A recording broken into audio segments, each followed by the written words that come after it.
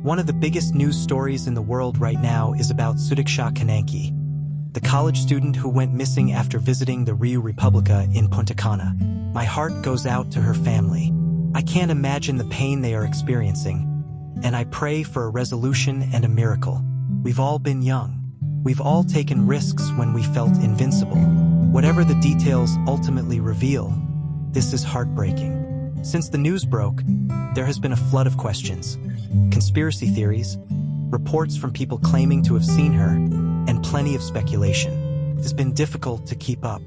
The part that really stands out to me, though, is the conversation about who is responsible for this tragedy. We don't have all the details yet, but my answer to that question: it's not the resort fault, it's not the country's fault, but the responsibility they do have is to conduct a full search, coordinate efforts, and support the investigation. And by all measures, that's happening. The Dominican Republic has deployed search teams, helicopters, drones, police, and military resources. Even President Luis Abinader has been briefed on the case. Rio has provided footage and information, assisted with the search, and marked the beach with red flags to warn of dangerous waters, something they did even before this incident.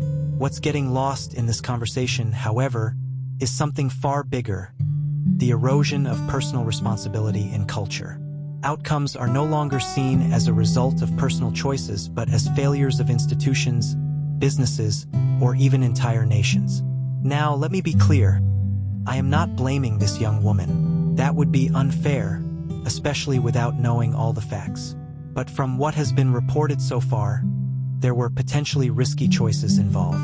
Going to the beach at 4 a.m., being with strangers, being left alone, entering rough waters, possibly under the influence.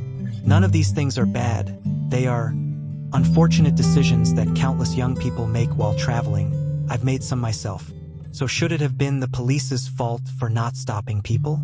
The beer company's fault for selling alcohol? Your friend's fault? Of course not. The responsibility would have been the person's, as is in this case. And recognizing that tragedies don't always require blame beyond the decisions that led to them. What happened here is devastating. This young woman did what thousands of spring breakers do every year, not just in the DR, but all over the world. This could have just been a fun, forgettable night. Instead, it's turned into a tragedy. We should absolutely feel for her and her family. We should acknowledge the massive effort being made to find her,